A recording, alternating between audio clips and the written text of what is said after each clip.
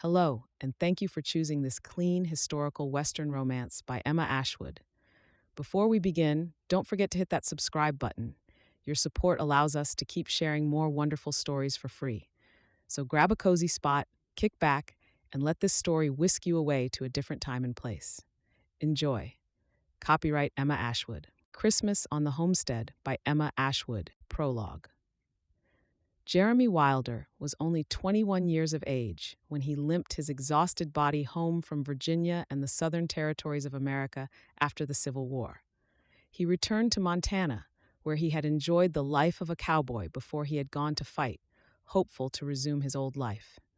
With barely anything to his name, Jeremy had closed his right hand around his mother's wedding ring, as he had many times since her death when he was away at war.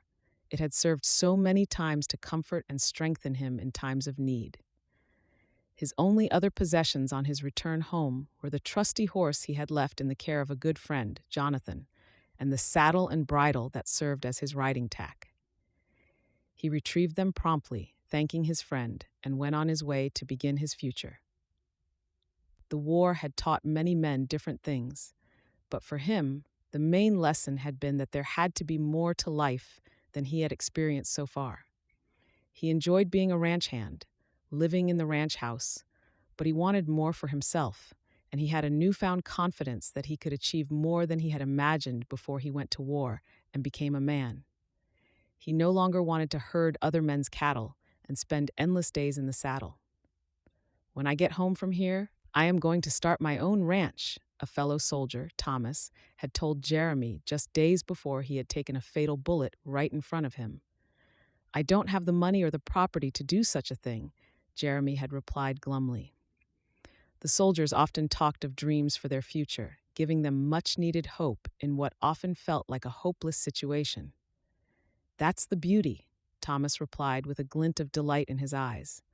"The government has put up a land grant. Because we have fought for the United States and not against them, we can claim 160 acres of surveyed government land. So long as you can make it into something useful, it's yours," he declared.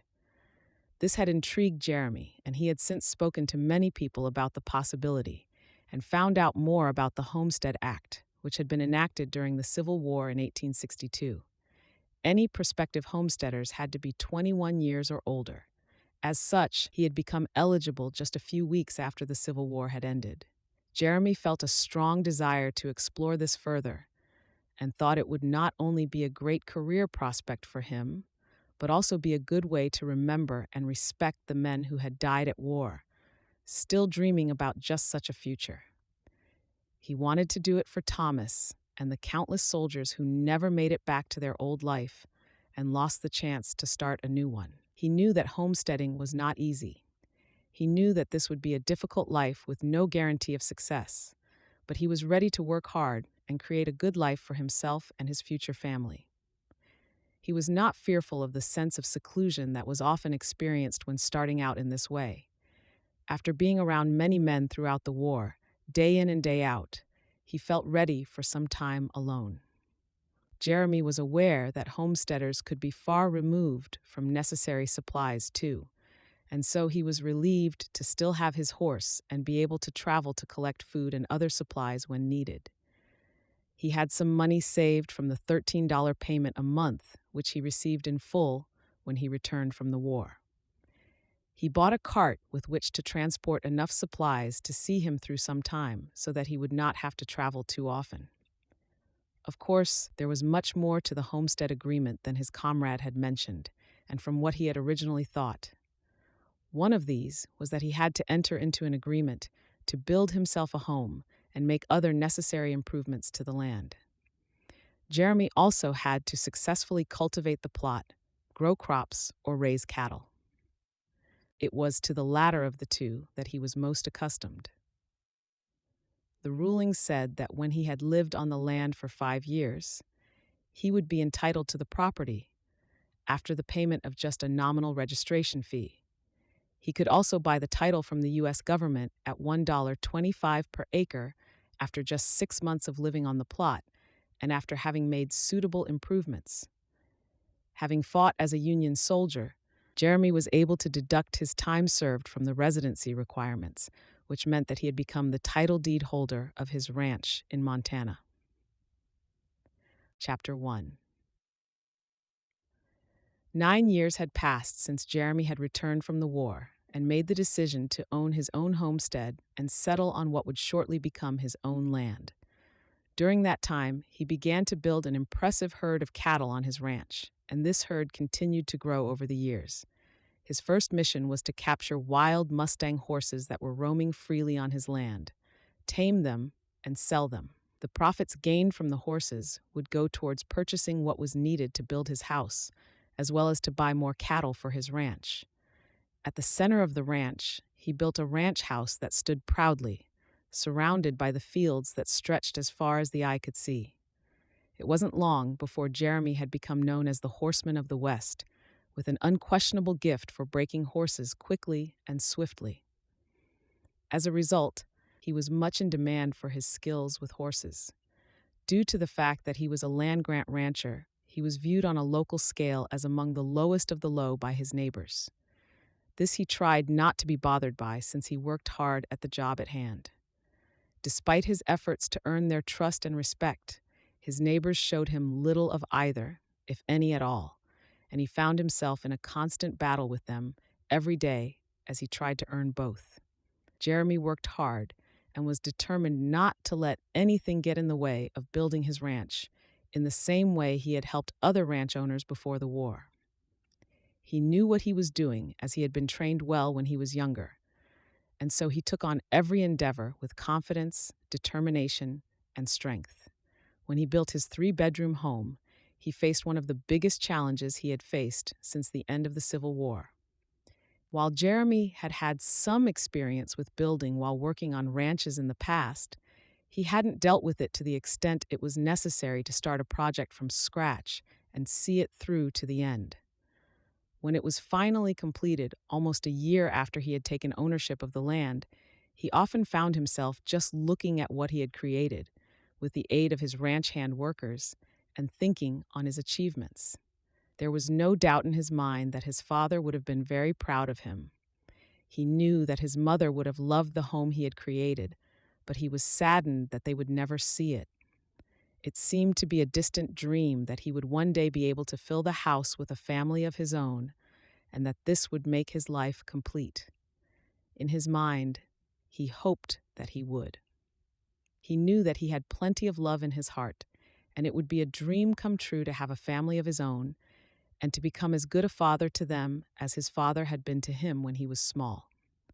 His nearest neighboring ranch was owned by a rancher named Tam Ploughman, a rancher 7 years Jeremy's senior, at 37.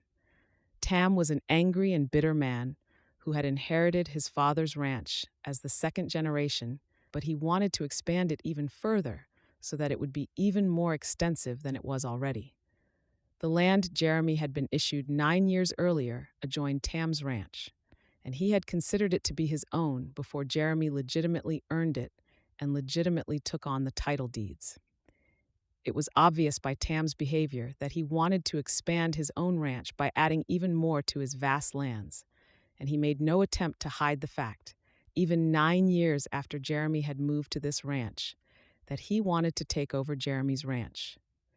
He wanted the land without having to pay a penny for that privilege.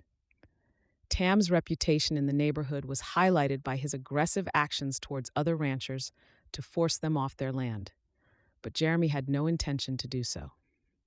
He worked hard to build up his ranch and was proud of what he accomplished on his own land and conquered with his own hands.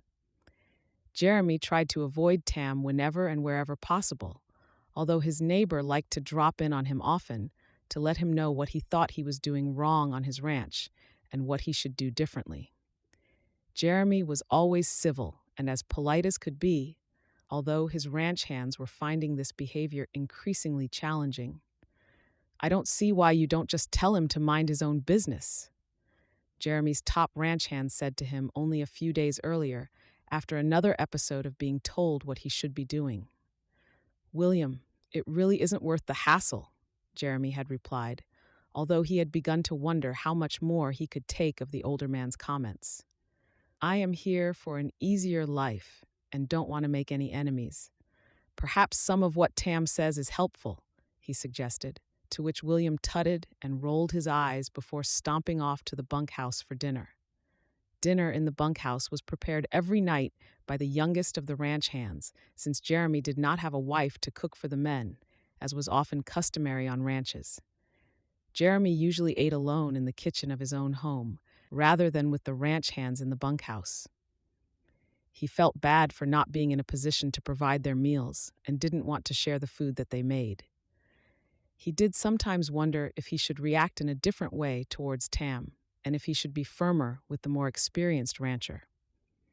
He knew, however, that after years at war, he yearned for peace and distanced himself from confrontation wherever possible. Jeremy had seen the changes at the Ploughman Ranch over the years since his arrival. Tam's parents had died within a few short years of each other, leaving him responsible for his slow-minded sister Bessie, who had become their housekeeper.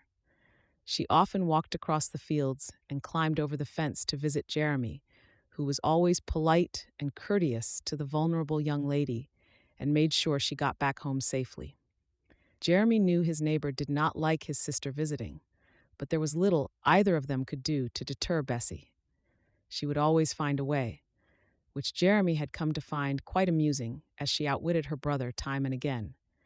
He vowed to remain patient and kind to Tam, who seemed to have a lot on his plate.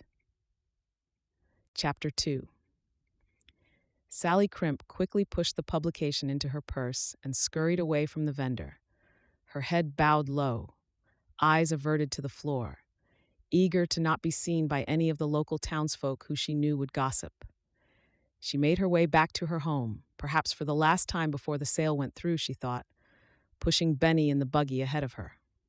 She had just turned 16 when the Civil War broke out in America. As the northern and southern states began to fight, primarily over the issue of slavery.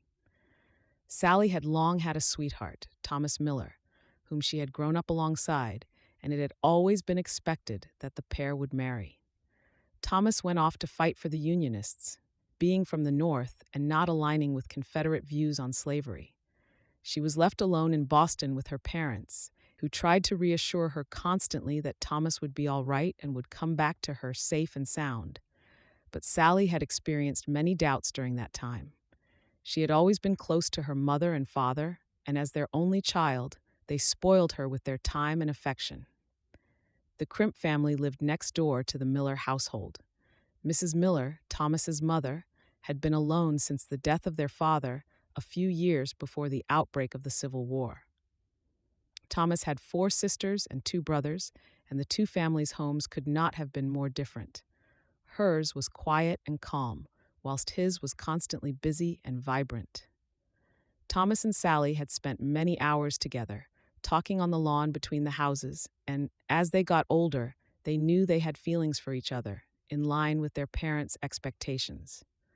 "I am sorry that I have to go," Thomas had said to her on the day he had left for the war, and he held her hands in his own and looked deep into her eyes. "I have to protect our country and do what is right," he had added, and a tear escaped Sally's blue eye and slipped down her pale cheek. "I understand," she reassured him, and she truly did. She wished she could also fight, but it wasn't the done thing for women. She knew some women had disguised themselves as men so that they could join the men in the war, but she couldn't put her parents through that, so she had stayed home and helped with organized ladies' aid societies to make sure their troops had what they needed, including food and clothing. Sally had felt inadequate whilst Thomas was fighting so hard for their country, but she felt she had no other choice and took solace in the fact that she was helping in some small way. She dreamed of Thomas receiving the blankets she had sewn with her own hands, keeping him warm on the long, cold nights out on the battlefields. "Will you wait for me?" Thomas asked her cautiously, to which Sally had nodded her head eagerly and allowed her tears to spill from her sad eyes. She looked to her mother, who had nodded her head as though reading her thoughts, and Sally moved forward as Thomas held out his strong arms and enveloped her in their final goodbye before he left. She knew he would possibly not return, and she clung on for what felt like an eternity, until she heard Thomas's name being called, and he released his hold on her, glanced into her eyes once more, then walked away towards the ship, which would take him to his fate. She had waited a long year, during which time she knew she was in love with him and wanted to be with him for the rest of her life. When he returned a year after leaving, the pair declared their love for each other, although they knew they would have to wait for the war to cease before they could marry.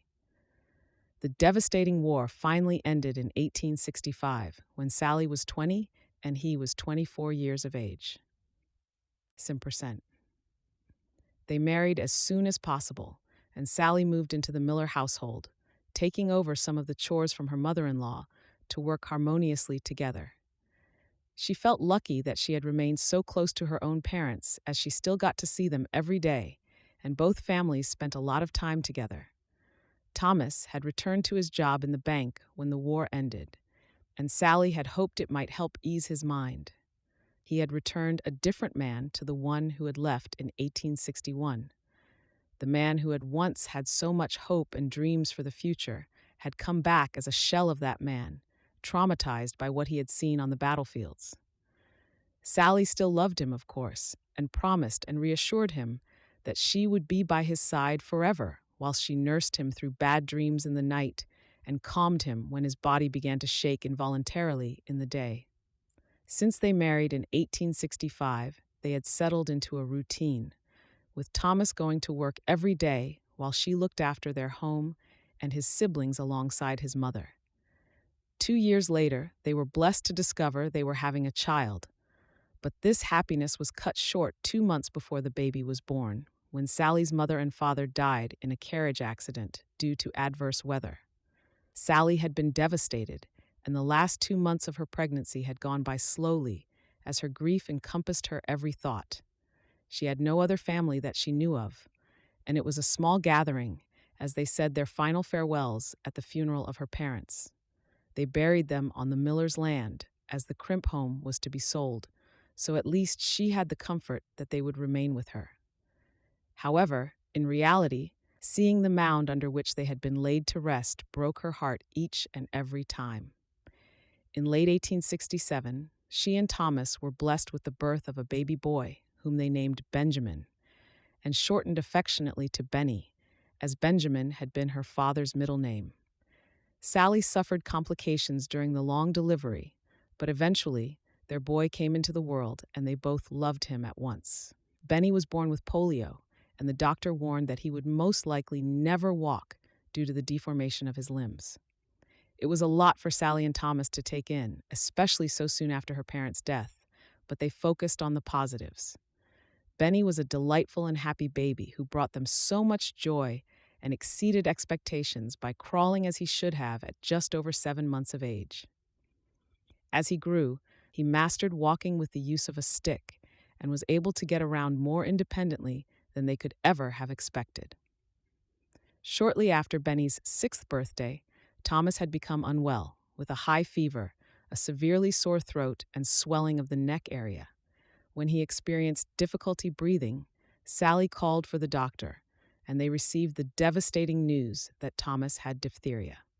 Benny had to be kept out of the room for fear of contagion, and so it had just been her and her husband present when Thomas took his last breath. Sally tried to keep life as normal as she could for Benny, but Mrs. Miller decided to leave the family home 10 months later and took her children north of Boston to Newport, where they would be away from the constant memories of her husband and firstborn son. Sally understood why she chose to do that and found herself dreaming of the same, the house seeming to be haunted by the past, filled with her husband as well as her parents. The older woman left the house for Sally, but she soon found that she could not keep up the payments on such a large and beautiful place. So she and Benny had found themselves alone in Boston and in desperate need of somewhere more appropriate to their circumstances in which to live. She had a small means to live on, thanks to Thomas. But once she eventually sold the house for a much lower price than she should have accepted, she was left with very little after settling the mortgage. Sally closed the door behind her and her son while he lay blissfully unaware, asleep in his buggy. She strode to the kitchen table and placed her purse on the hard wood. With a deep, weary sigh, she opened her purse and retrieved the publication. She laid it out flat on the kitchen table, gently wiping her delicate hands over the print before she sat down on the wooden chair. Benny made a sound in his sleep, and she looked at him with love in her eyes for the 8-year-old boy who had already been through so much in his short life. She had a moment of self-reflection and pity as she remembered the events of the previous 7 years. And then, at the age of 29, she opened the Matrimonial Times and began to search for a new husband and father for her crippled son, a light at the end of the tunnel. Chapter 3. Tam Ploughman had lived on Ploughman's ranch for his entire life. It was the only life he knew, and his family had always been well respected in the area. Before his father died, he'd had it easy, although he never realized that at the time. Tam's father did not believe in spending money unless he absolutely had, and so Tam worked the ranch as soon as he was old enough to. His father had, however, gone easy on him, having also instructed the ranch hands to do likewise. Without knowing, he had lived a more blessed life on the ranch than he might have. But this meant that when his father passed 2 years after his mother had died, Tam had to take over the management of the whole ranch by himself. Not only the ranch, but also his sister, who was slow in mind, a responsibility he was not fully equipped to take on all alone. He and Bessie lived alone in the ranch house, whilst his ranch hands were close by in the bunkhouse. His sister had become the housekeeper when their mother died, which had been good for her, as it gave her a focus when she was consumed with grief. Tam and his father could not abide over-emotional women, and so the pair put the girl to work, and this seemed to put a stop to her wallowing. When his father died, Tam was relieved to have the head ranch hand Jim at his beck and call, since he was really plunged into the deep end. Jim was the same age as Tam's father and had worked on the Ploughman Ranch for as long as Tam could remember. Jim looked after the bunkhouse, which meant he also looked after and instructed the cowboys and ranch hands. Together, they saw to the cattle and the land and made sure that life and duty ran smoothly in the absence of Tam's father. Ploughman Jr. had no desire to mix with the staff as his father had done, and so he stayed away from the bunkhouse and passed on his requests or demands through Jim, who would bear the brunt of the men's displeasure. Tam knew full well that he was not well liked by his workers, but this didn't concern him in the least. He was not there to be their friend, but to pay and house them while they worked to their full potential on the ranch. Tam was focused on growing his ranch and was not prepared to let anything stand in his way. Before the Civil War, his family had breached their own property's boundaries to farm on the adjoining property. Since then, however, other ranches had been established around them, thanks for the most part to the Homestead Act of 1862, which he thought to be ridiculous. Men should not be given land, they should earn it, he had always believed. He was, as such, not impressed that his neighbors were simply men who had served their country during the war without earning the title deeds to a property by acceptable means. With his eye on his closest neighboring land, Tam was working towards taking over Jeremy Wilder's ranch. He made it his mission to inform Wilder of what he was doing incorrectly on his ranch as often as he could. Once he realized he was not fit for this work, he would surely move on, although he had been on the ranch for almost 10 years now and didn't seem likely to go anywhere anytime soon. His sister was easily influenced and impressed, and Tam had quickly noticed that she had her eye on Jeremy Wilder too, but for very different reasons than his own. This increased Tam's feelings of hatred towards the younger man, and he forbade his sister from associating with Jeremy, demanding that she not even look in his direction when he was around. Tam was frustrated when his slow-minded sister ignored his warnings, running away from home during the night the year before, directly to the Wilder Ranch. It was the middle of the night when she arrived, and she was cold and tired. So I let her sleep in one of the spare rooms and brought her back to you as soon as she awoke. Jeremy Wilder had informed him the following morning when he returned Bessie to the Ploughman Ranch. You had no right to keep her at your house, Wilder. Tam replied angrily. He did not like the thought of his backward sister sleeping in another man's house. He had not even noticed that the young woman in his care had gone missing until she had turned up beside Jeremy on Tam's doorstep, but he wasn't about to let them know that. "I have been so worried about you, Bessie. You must not run away like that. Whatever were you thinking?" he demanded as he pulled her arm and she reluctantly went into their kitchen. I wanted to live with Jeremy Wilder," she stuttered fearfully. "He is nice to me. You had better leave." Tam directed forcefully at Jeremy before he slammed the door in his face and turned to his sister. "You think I am not nice?" he bellowed, spit escaping the corners of his mouth as his rage grew. "I keep a roof over your head and food on the table," he had shouted before Bessie scurried from the kitchen and ran to her room, where he heard her quickly boarding up her door so that he would not be able to get to her. He had no desire to do anything of the sort anyway. And so he went back to what he had been doing before she showed up with Wilder. While he prepared the fireplace for later that evening when it would grow cold in the big house, he thought about his sister's irresponsible actions and knew that her behavior was down to Jeremy Wilder. Wilder must have encouraged her, as she would never normally act in such a way. This fueled his hatred towards the younger man and made him all the more determined to get his hands on his ranch and force the man off. Bessie had run away again more recently, never to be seen again. Tam had been convinced that she was hiding out in Wilder's house, but he failed to set eyes on her whenever he turned up unannounced. He was angry that his sister was not around to do her chores in the house, but he was glad for the welcome reprieve from looking after her. He found it exhausting caring for someone who was so slow and lacked the general understanding expected of a grown woman. A few weeks after she had run away the second time, a law enforcement officer turned up at his ranch and told him that his sister's remains had been found in the wilderness. Of course, he wasted no time grieving for his sister and was proud to have not shed a tear even as he laid her to rest alongside his mother and father on the ranch in the East Field. Tam knew Jeremy Wilder had something to do with both her disappearance and her subsequent death, and he vowed to prove it and force him off that ranch for good. Without Bessie on the ranch, he had to spend money on hiring a housekeeper to do the cooking and keep his home clean and tidy.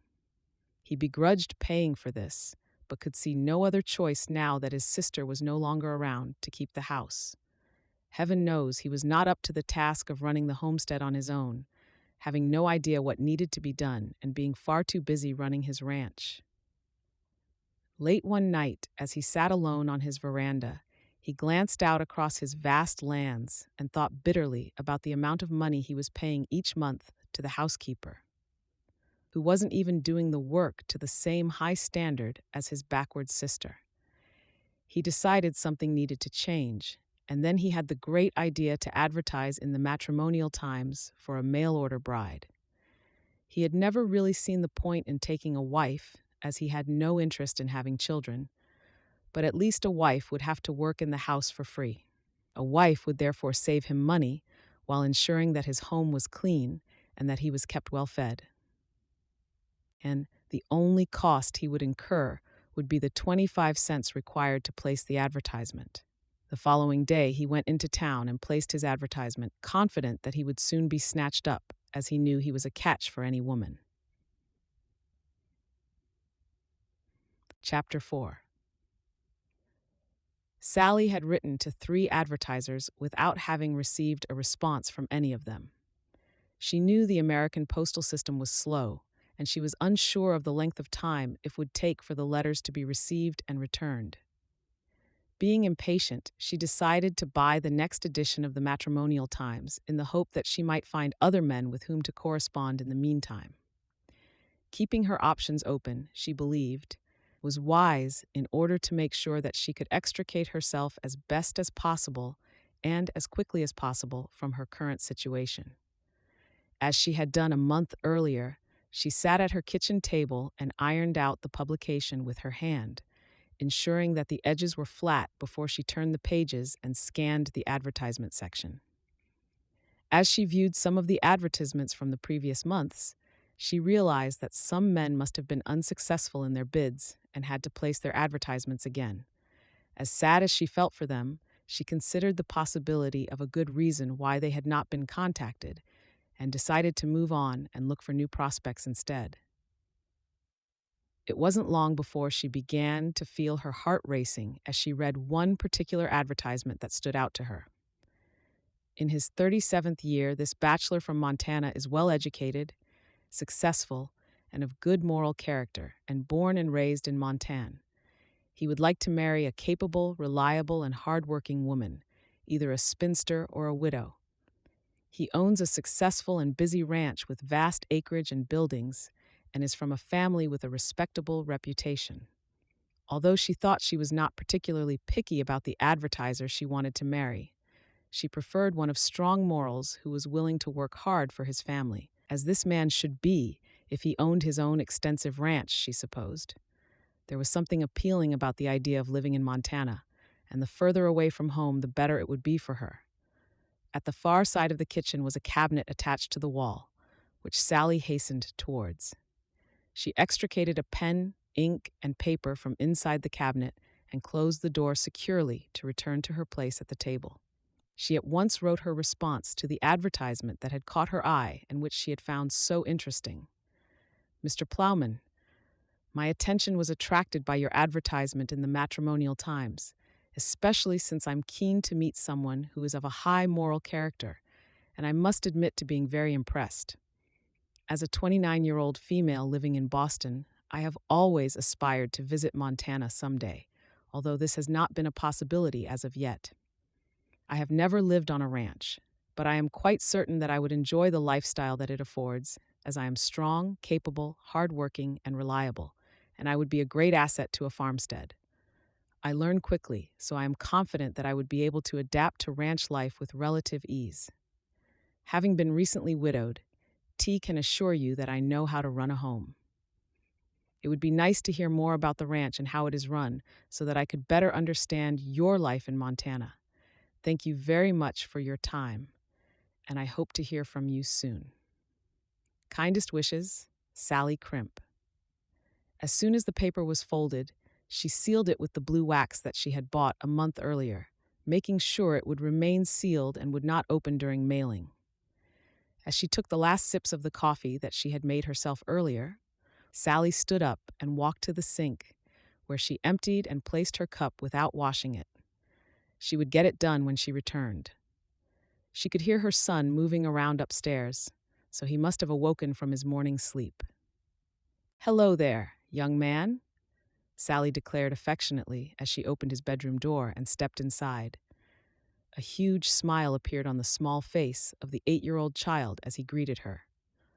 "Oh, let's go for a walk into town, shall we?" she asked, and Benny nodded enthusiastically in response as he shuffled forward on his bed in an attempt to get his feet to the ground.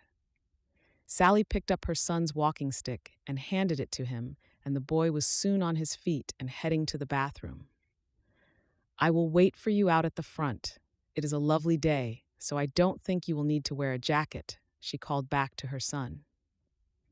It wasn't long before the pair began their walk down the street together, the clack of the walking stick on the sidewalk causing Sally to smile as she reminded herself that her son was walking despite all the odds. Having been told that he would be confined to a wheelchair, he was a strong and determined little boy, and she hoped that whoever she chose to marry would welcome him as eagerly as he welcomed her. She had only written to men who had said they had good morals, as she thought this would mean they would understand her past and how she was unable to desert her son.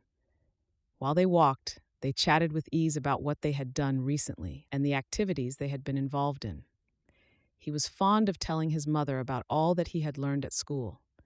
What he lacked in physical ability, he more than made up for in enthusiasm and his love of learning. Despite his disability, he had managed to make new friends at school, although Sally had concerns that he would be mocked or bullied. It seemed that all the children at his school had accepted him and were less likely to be aware of his shortcomings than adults. She had kept him from school as long as she could because of this fear that she had, but eventually he had worn her down, as he was so desperate to meet other children around his age. She loved hearing her son talk about what he had been doing with his many friends and what he had discovered. It reaffirmed just how well he was doing. Sally asked Benny to stay outside while she went into the building to mail her letter at the post office. She still had the feeling that she was doing something that she ought not to do, and she wanted to keep her son unaware for as long as possible. He nodded his head in compliant agreement and sat on the stone wall in the shade, out of the relentless sun, resting his legs for a moment. "Please, can I mail this letter?" Sally asked the old postal clerk, Mr. Jacobs. He eyed her suspiciously as he took the letter from her hand and turned it around in his own long fingers, inspecting the address. "You sure have been writing to a lot of people recently," he said, his deep voice loud and imposing. Sally turned slowly and looked anxiously around the store. She was relieved to see only one other customer present, who was unknown to her. She really didn't want to become the topic of gossip in the town. She turned back to Mr. Jacobs and nodded her head, a forced smile on her pretty face. "Very well," Mr. Jacobs confirmed, true to form, and placed the letter into a container with the many others that were due to be delivered around the country. "This one will be 3 cents, Mrs. Crimp," he said, a curious undertone clear in his voice. She promptly paid him with the money she had ready in her hand, knowing it would carry the same fee as the previous letters. "Thank you, Mr. Jacobs." Sally turned on her heel and quickly left the building, smiling politely at the other customer as she did so, recognizing her suddenly as young Miss James, daughter of Mr. and Mrs. James, and seemingly suddenly grown up. She hoped the young lady was not one to gossip, although she doubted there was much to gossip about, but knew Mr. Jacobs would have a few things to say once she had left. As she and Benny began to walk away from the store, headed back in the direction of their home, she was startled by Mr. Jacobs calling her name out loudly. She stopped walking, and her son turned before she did. "Mr. Jacobs wants you, Ma," Benny told her, unnecessarily, as she was fully aware but reluctant to turn and make a spectacle of herself and her son in the street. But there appeared to be no other option as she heard the older man call her name again. Sally did turn to face the older man, whose face was flushed as he must have run out of the store to call after her. "Yes, Mr. Jacobs, may I help you?" she asked politely and quietly as she stepped towards him in an attempt to keep him from being overheard by anyone in the area. "I almost forgot, Mrs. Crimp. I do have a letter for you," he proclaimed as he held the white sealed paper out to her, the bright red seal showing that the letter was most likely from a man. She gasped and quickly retrieved the letter, thanking him swiftly before she turned to continue her walk home alongside her son. She shoved the letter into her purse and held it tightly. Sally usually loved her son's inquisitive nature, but now wanted nothing more than to remove herself from the scene of attention brought about by the postal clerk. "Who is your letter from, Ma?" Benny asked. "I don't know, Benny. I will open it when we get home. Come along," she encouraged as she strode on ahead, careful not to go too fast for him on his walking stick, and mindful of the heat of the mid-afternoon sun. Her mind raced as she supposed this must be a reply to one of the letters which she had sent to men advertising for wives in the matrimonial times.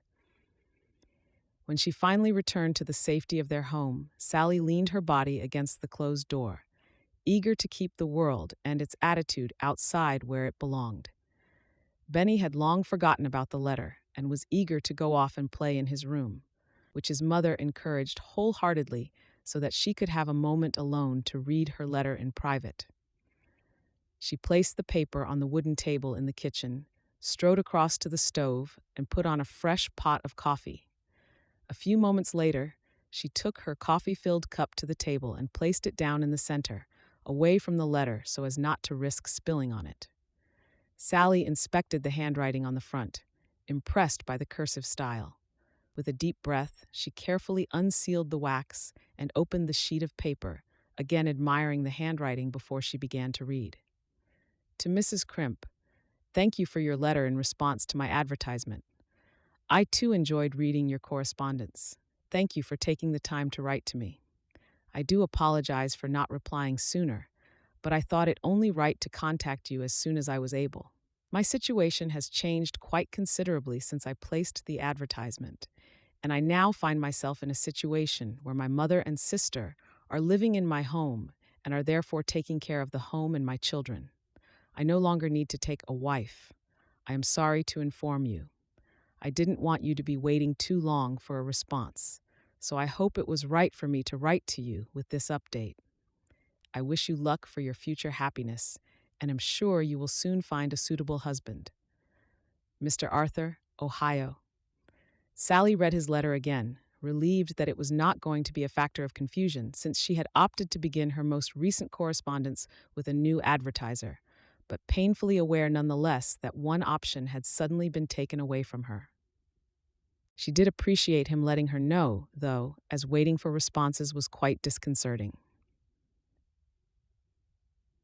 Chapter 5. Tam and Sally had been corresponding for a few months, and his regular letters had fast become a highlight in Sally's existence, brightening her day and giving her hope for the future. It had taken her longer than she had expected for them to get to know each other by letter, but she hoped he was getting closer to asking her to become his wife. With his most recent letter tucked in her purse, Sally and Benny walked home from town as they had many times before. They entered their home and removed their overcoats and boots before the young boy rushed off to his bedroom to play with his toys. Sally saw to the fire as they had been out longer than had been expected, and it had been reduced to just embers. The house was cold, and she needed to get the fire going again without delay. With the fire rekindled, she sat on the chair closest to the heat, placed a blanket on her knees to warm her legs, and took the letter from her purse. Dearest Sally, I enjoyed receiving your latest letter and appreciate you taking the time to write to me. I do feel as though we are getting along very well, but we do need to have a few discussions before our future is discussed. I hope that you understand this.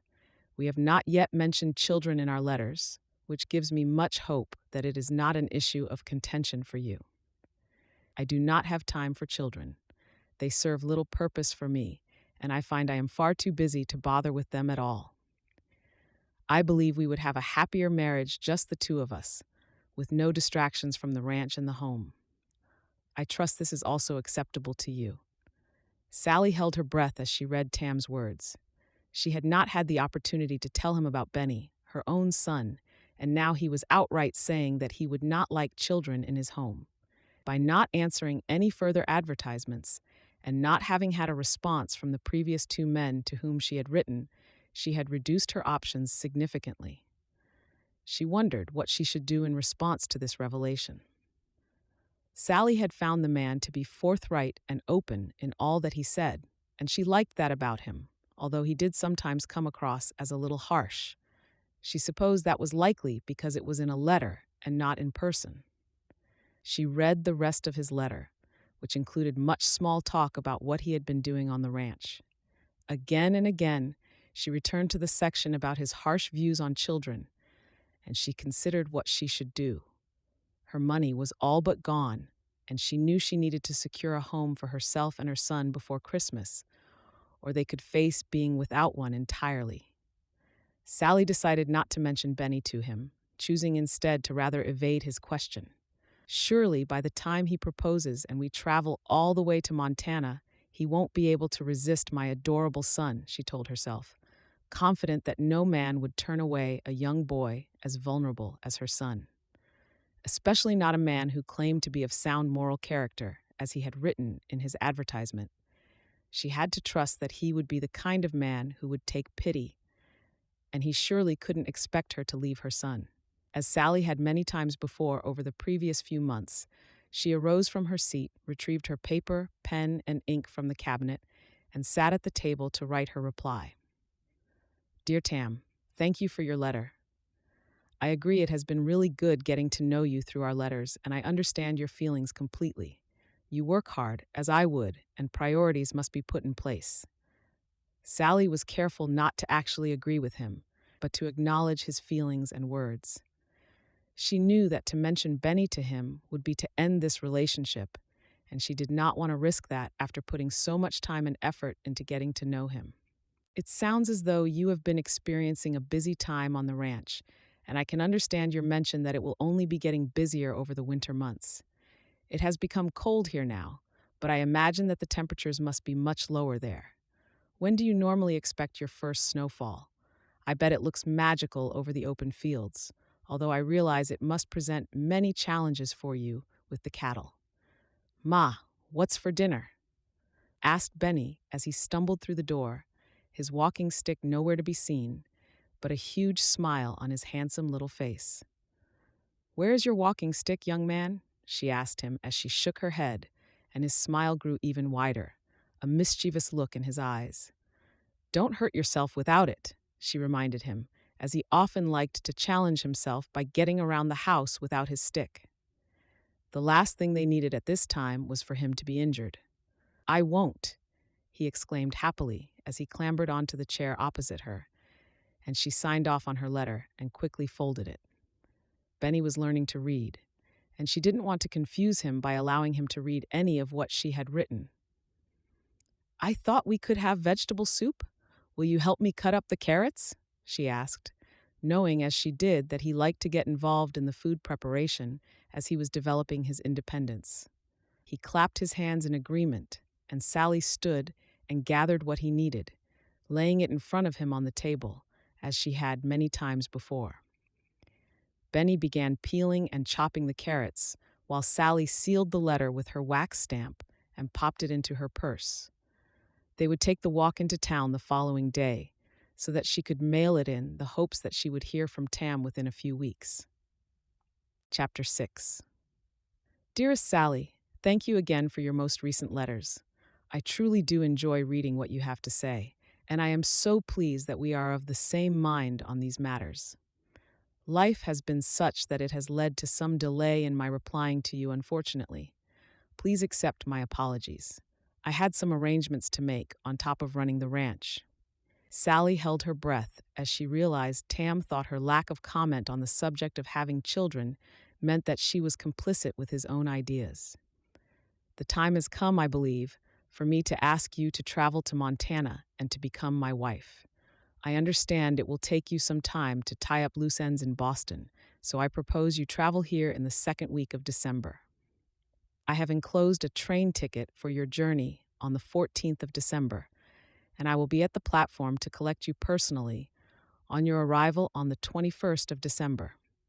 I have made arrangements for our marriage service to be performed on the 22nd of December, and we will be set to have the most perfect Christmas and festive season.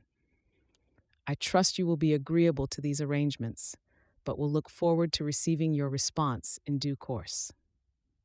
I will unlikely have time to write to you again before your journey begins, so I will see you in just under a month. Your husband-to-be, Tam.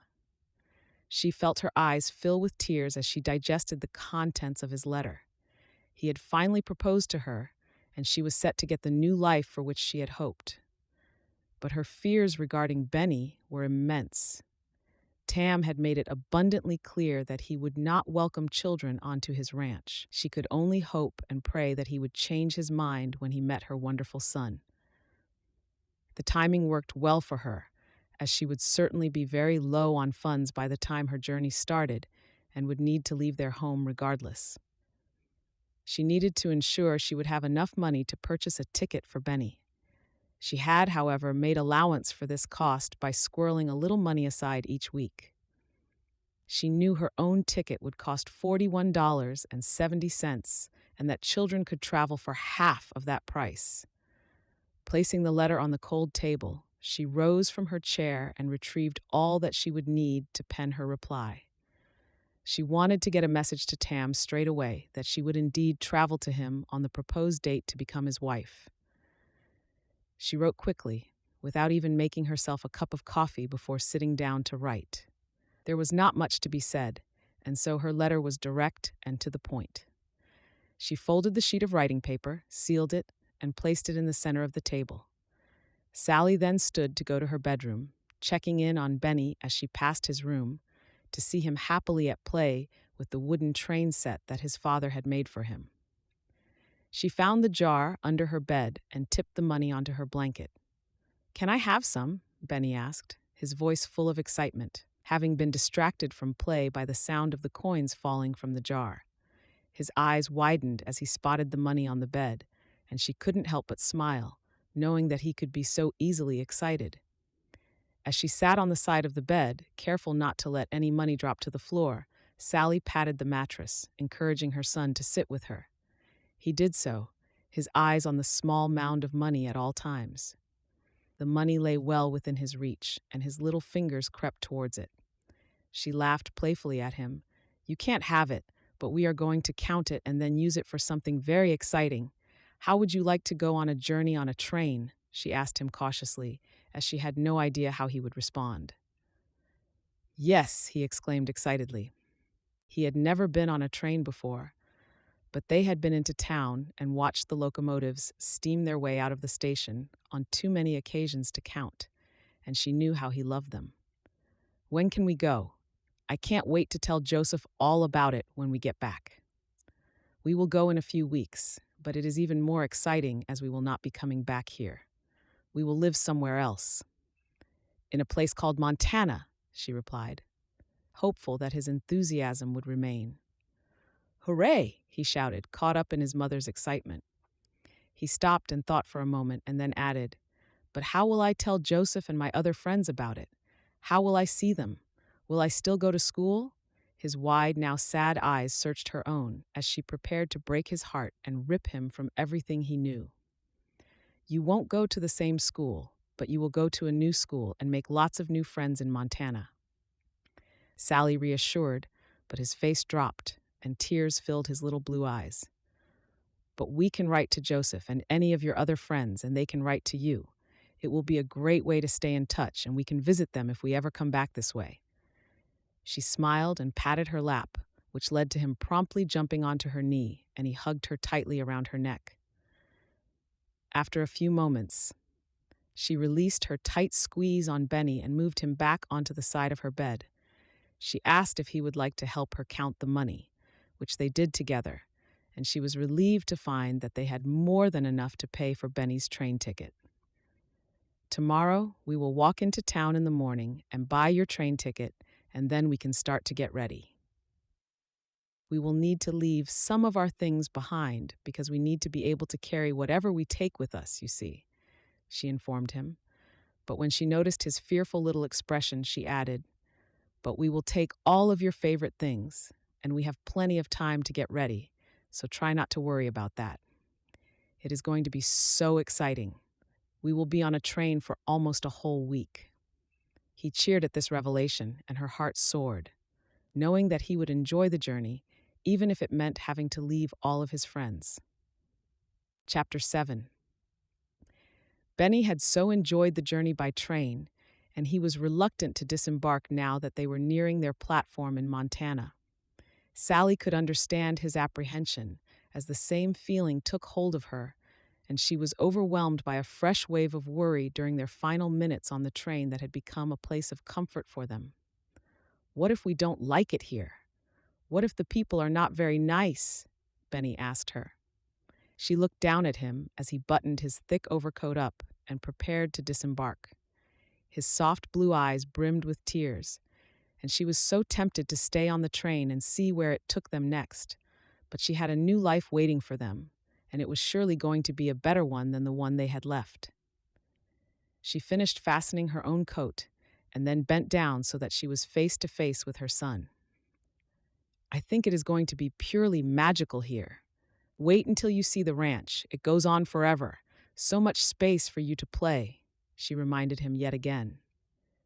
The journey had been uneventful, which had been a relief to Sally. At the start, a young couple had been seated in their carriage with them. The couple had only been married a few months earlier and were moving so that the man could take up employment in a new city as a banker. The pair cooed over Benny and talked constantly about how much they were looking forward to starting their own family. When they got off the train at their destination, an elderly lady took their place in the carriage. They soon started chatting, and Mrs. Lloyd shared that she was moving to Minnesota to live with her granddaughter and her husband, as she was getting too old to look after herself in her home in the city. They chatted with ease, and again she enjoyed spending time with the very social Benny, who lapped up the attention. Once Mrs. Lloyd had disembarked from the train, they had the carriage to themselves for the rest of the journey to Montana. Her son had become bored with only her as entertainment, and so they had walked the length of the train a few times, and she had done all she could to distract him in his waking hours. But he also slept a lot, for which she was glad. With no companion other than her son during the last leg of their journey, Sally had allowed herself to get a little worked up, as she had time to think about all that could go wrong when they arrived.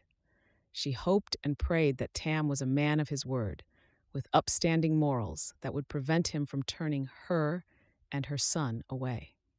They stepped down from the train, and Sally ensured they had their bags and that her son was right beside her with his crutch in hand as he got himself balanced, before she looked around for who might be Mr. Ploughman.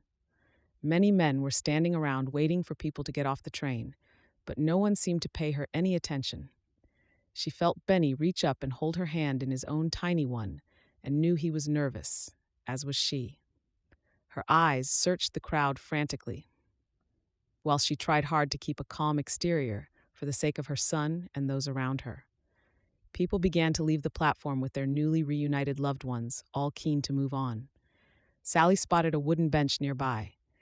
She gestured for Benny to take a seat on it while they waited, and she relocated their bags closer before she took her seat. "I am quite sure Mr. Ploughman will be here shortly. Don't worry," she said, reassuring herself just as much as she was her son. "Did you say Mr. Ploughman?" a man behind the bench asked gruffly. "I did, yes," she replied as she turned to face a red-faced man in a cowboy hat. "I am he. You must be Mrs. Crimp. But who is this?" he asked with clear disdain as he looked down at Benny, who kept his eyes on the floor. "Prosody rate %." The man walked around to the front of the bench so that he could face them properly, and his eyes remained on the little boy. "It is very nice to make your acquaintance, Mr. Ploughman. This is my son, Benny," she said quietly, trying to sound at ease with the situation. "Benny, say hello to Mr. Ploughman," she instructed, and the boy looked up and offered his hand to the stranger in greeting. Sally was amazed to see the man refuse the proffered hand. He would not utter a sound in acknowledgement of her son. "Why have you brought your son here?" he asked angrily, his brown brow furrowing deep above his right eye. "I know you said you didn't like children so much, but Benny is different. He is so grown up already and ready to help us on the ranch.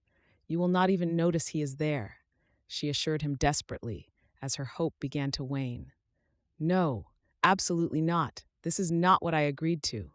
He simply cannot stay with me," Mr. Ploughman said abruptly before he turned and stormed out of sight. Sally ushered Benny up and gathered their bags in her small hands. Her son trailed closely behind her as she followed the man whom she had traveled all that way to marry. She was surprised to see that darkness was already falling outside, although it was still early in the evening. She supposed that would be right for the time of the year, as she saw the snow gently falling around them. "Mr. Ploughman, please wait. Let me try to explain, and you will see that it will not be a problem at all," she called after him. "Mr. Ploughman." Her voice sounded high-pitched even to her own ears, and a number of people turned to stare at the woman who was making such a spectacle of herself in the street. The man stopped walking, and as she got closer, he turned to look at them. He looked her son up and down, disgust on his face, which made Sally want to run away. But she had no money. There was nowhere else for them to go. "And he is a cripple," he spat as he looked again at the walking stick Benny used for support. "What use is a crippled child to me? I can't even put him to work." His face reddened even further, and Sally did not like the dark look in his eyes. "But Mr. Ploughman, he is my son, my only son." Chapter 8. Tam was furious. How could a woman betray him in such a way? How could she expect him to take on her son when she had never even so much as mentioned a boy in any of her letters? He could feel himself losing his temper as she pleaded and bargained with him pathetically. He owed her nothing and would not be forced into any arrangement beyond what they had agreed upon in their letters. His eyes kept returning to the boy, who looked to be around the age of 6 or 7, and a scrawny thing at that. To make matters worse, he was a cripple, who would be little to no use to him on a ranch. Had this not been the case, he may have been able to give it a try, but as it was, there was no way he would take the damaged boy in. He would clearly not be able to pull his weight, and Tam was in no position to feed, clothe, and home him for nothing in return. There was no way he could earn his keep, and Tam had already learned that no one gets anything for nothing in this world. He looked back toward the boy's mother, knowing his eyes showed the rage he felt at this betrayal. Mrs. Crimp certainly was a beautiful young lady, and he could do a lot worse than to have her around. She looked strong and capable, and he could tell she was determined and dogmatic, although she had omitted to inform him that she had a son. But he could see why, after what he had written to her about children. He knew his feelings would not change on the matter, so she was going to have to do some thinking. "But, Mr. Ploughman, he is my son, my only son," he heard her cry, her hands on her slim waist in protest at his reluctance. "Yes, you've said, but what you didn't do was tell me in any one of your letters. It is not my fault you have changed the plan and broken the trust between us," he spat at her.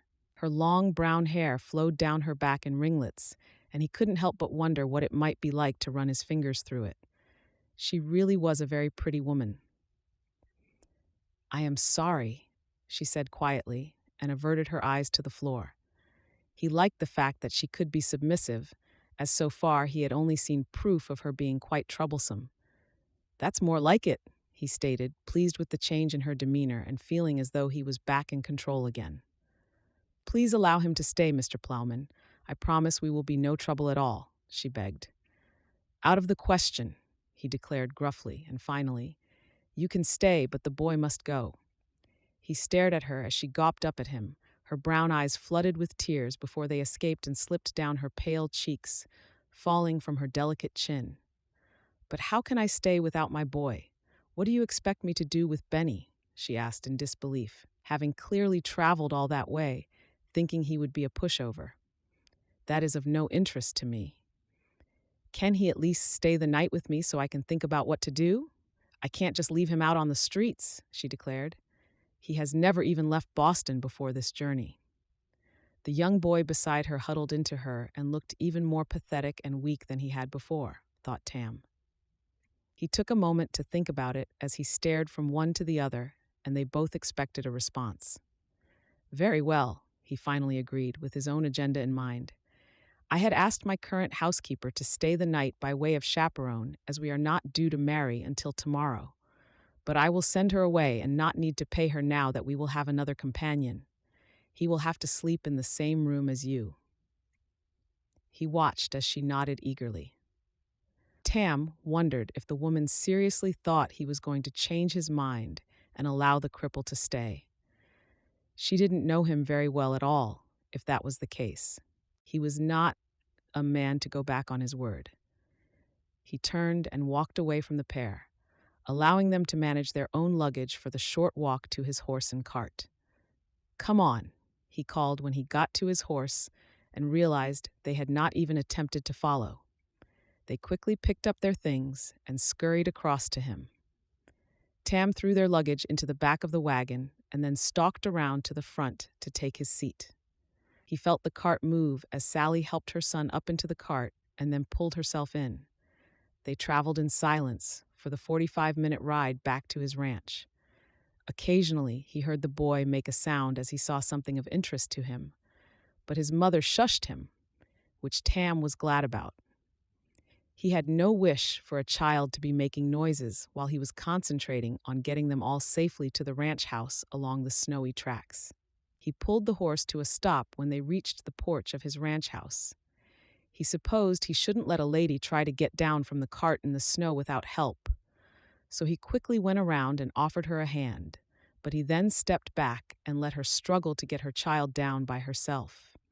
Silently, he walked into his house, with Sally and her child hot on his heels.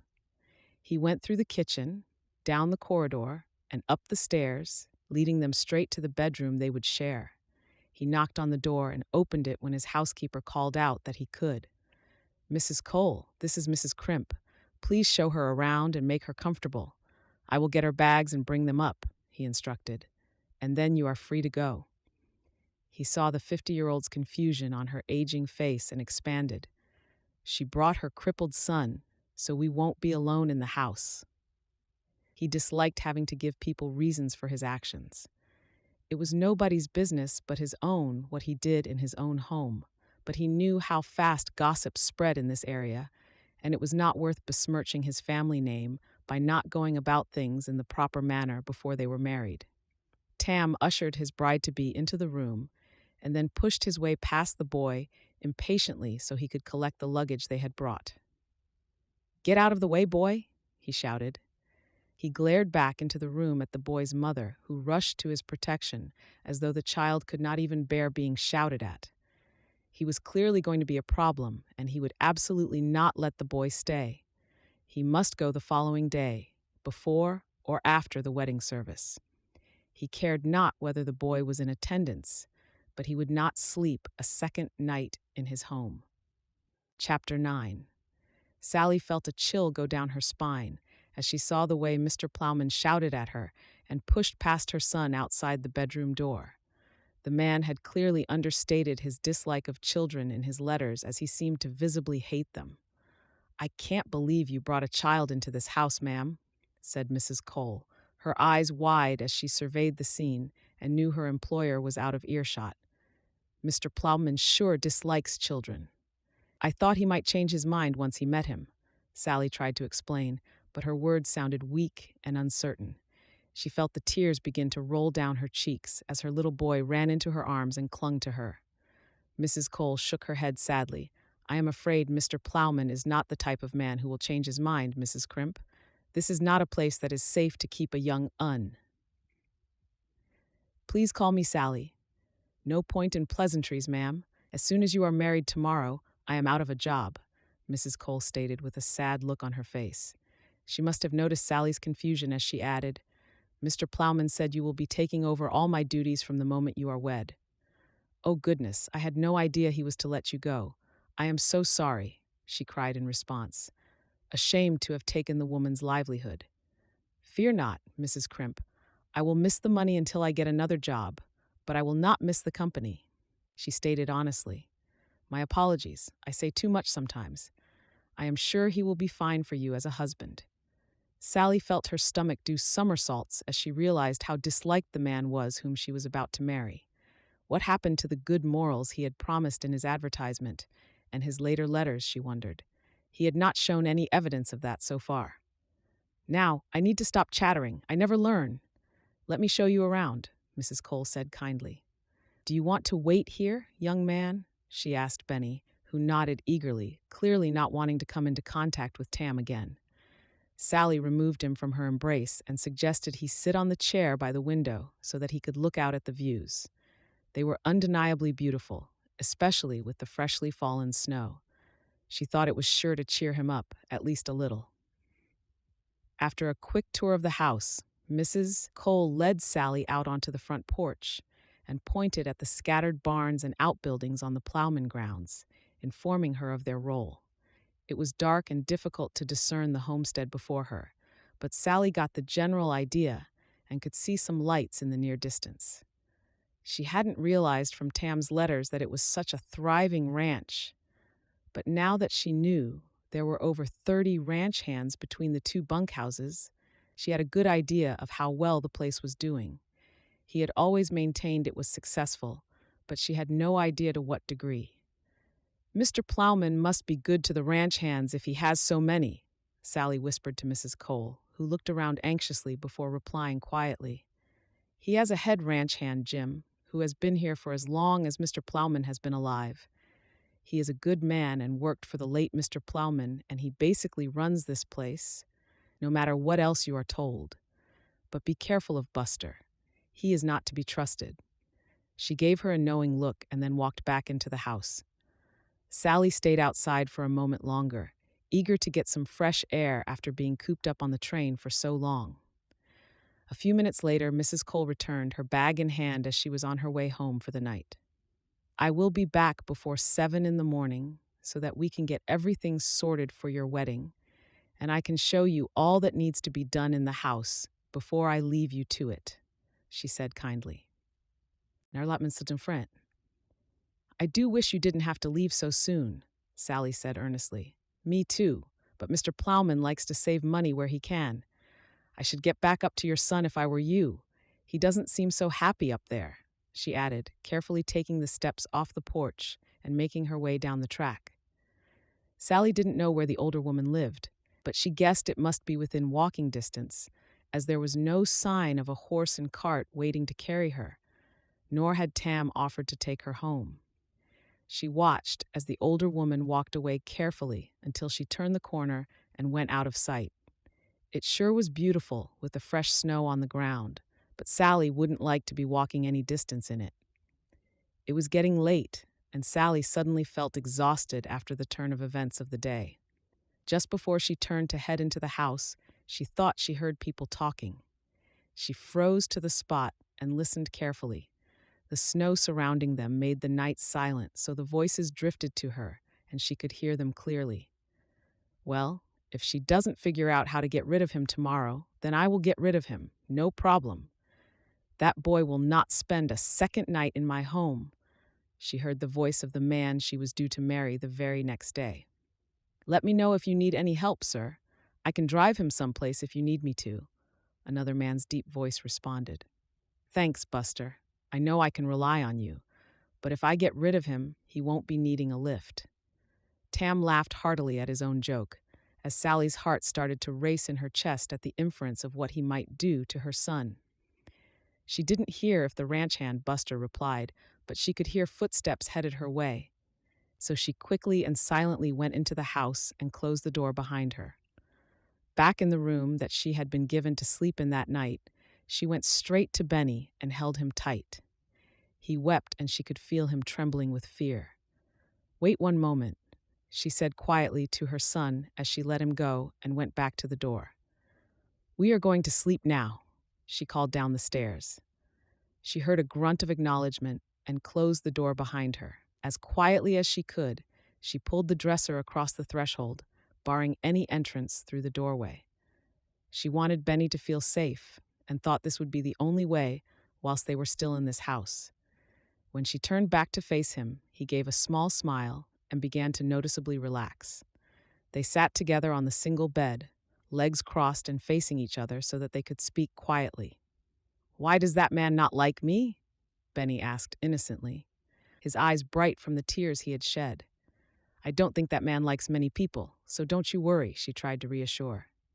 "But where will you send me?" he questioned, as fresh tears sprung back to his eyelids and his lip began to quiver. She held out her arms, and he fell into them as he sobbed. "I am not sending you anywhere, my love. If Mr. Ploughman can't welcome you, then I won't be staying either. You try to get some sleep, and I'm going to have a think about what to do.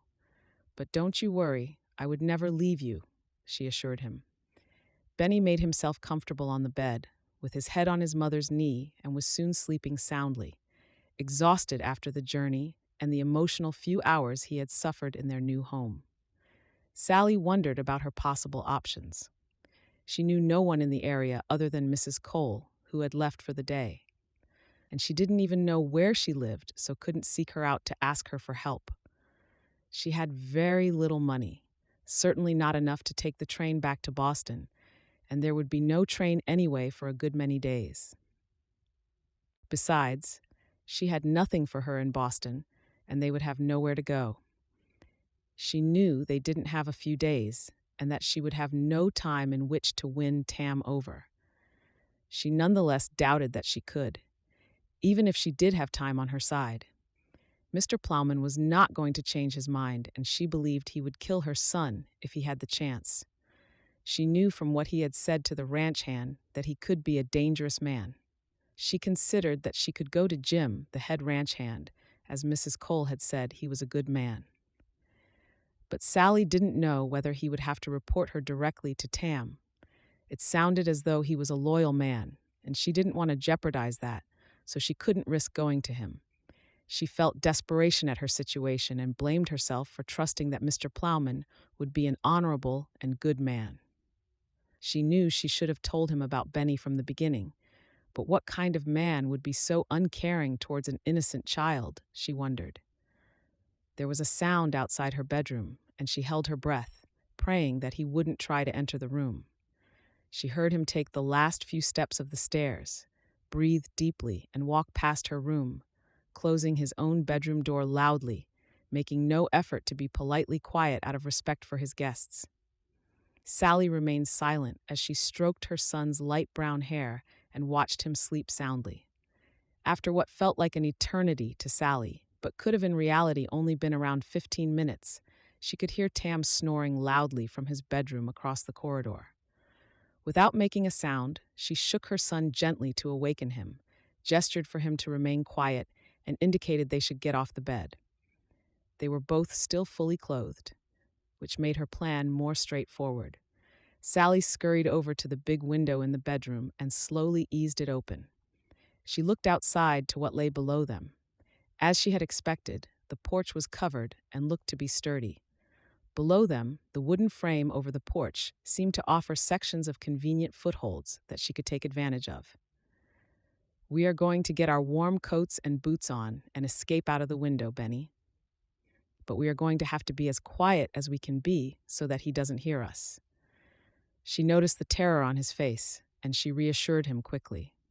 "Don't worry, it will be an adventure for us." She smiled as broadly as she could and saw his body relax a little. They both slipped into their warm coats and boots, quickly and silently, and she tucked her son's walking stick into the belt of her coat, hopeful it would remain in place while they climbed. Sally wondered if they would be warm enough against the cold elements of a December night, but she could see no other choice.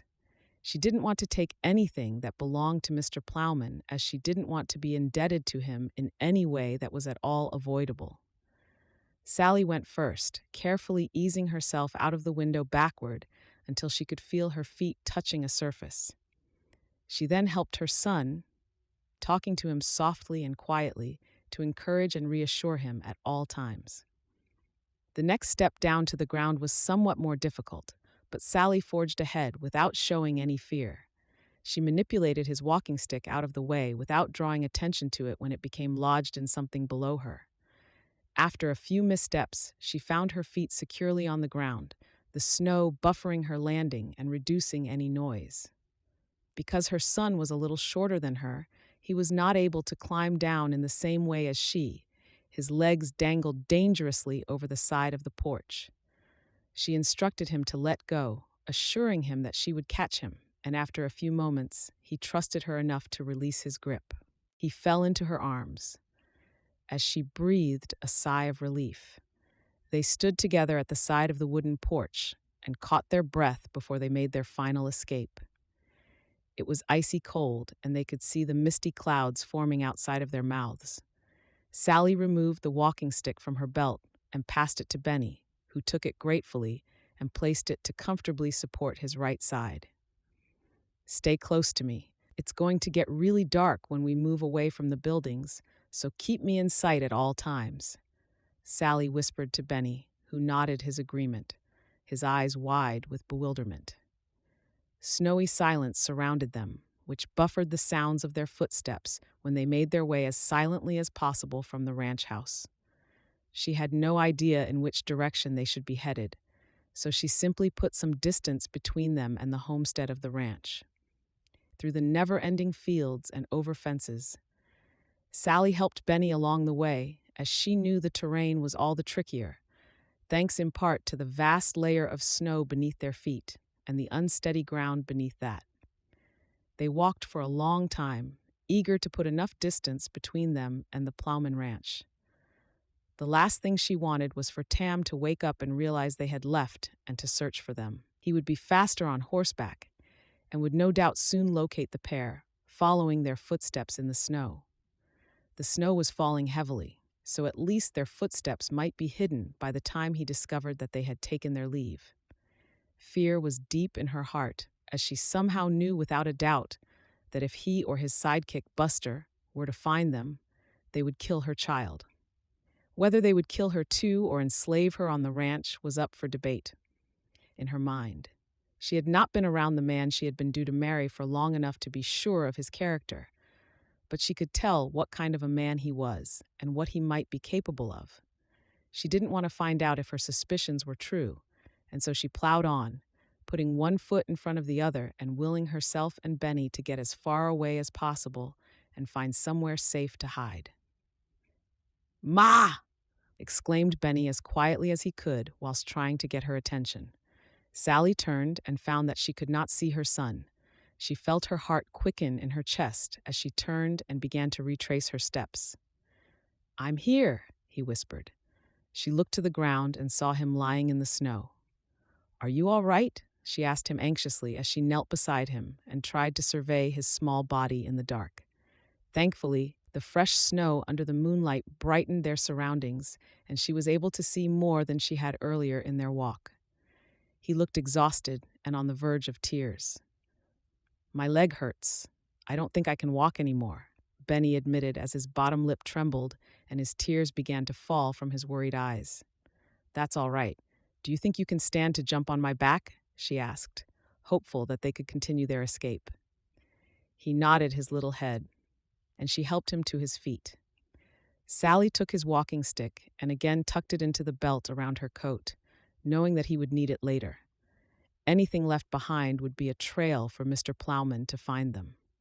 She crouched in front of her son, and he hopped onto her back as he had done so many times before. Sally noticed that he weighed considerably more now than he had the last time she had carried him in this way. So she hoped she would find the strength to get them far enough away from danger. Sally forged on, the snow feeling bitterly cold on her skin, without hands to shield her face as she held on to her son's legs. After a while, she felt Benny's body go limp and knew he had fallen asleep. She was glad, as she hoped this would help him regain the energy he needed to be able to walk when he woke up. In the silence of the night, Sally willed herself on, forcing each step with weary legs and a sinking feeling in her heart that she might not make it far enough. The sun was beginning to rise in the distance, and so she knew that she must have been walking for quite some time.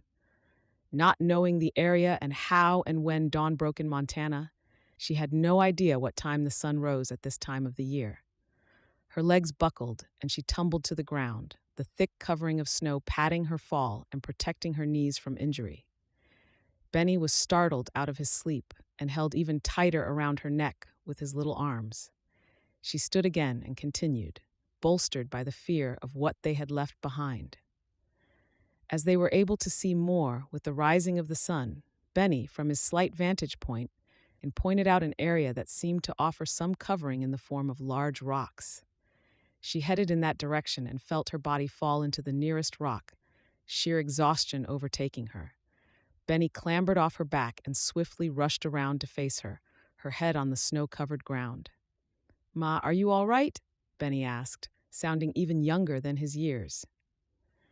She wanted to reassure him, to smile at him, to sit up and tell him they should keep going, but she couldn't do any of that. All she could do was lie there and look at her son, knowing that her body had given up. Sally could not keep her eyes open, and as she allowed them to close, she felt her boy turning her over so that she would be more comfortable. He was placing something soft under her head. He lay down beside her and put his tiny body as close as he could to her so they could share body heat. The rocks afforded them some shelter from the relentless snow and shielded them from possible passers-by to some degree. She hoped they would be safe as sleep claimed her. Chapter 10. Jeremy stood on his porch and looked out across his fields. He could see the hoof prints in the freshly fallen snow. He had been watching a wild Mustang stallion come and go on his ranch over the past few days, and he knew the horse would be hungry and tired, what with the constant snowfall. He knew this would be the best time to catch the horse, but the snow still fell heavily and was quickly covering the tracks. He carefully descended the steps from the porch to the ground and promptly made his way across to the barn. "Morning, sir," Leonard, his ranch hand, greeted him when he entered the barn. "Good morning.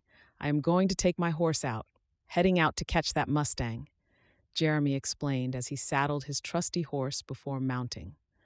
Leonard stood, abandoning the job of cleaning a horse's hooves.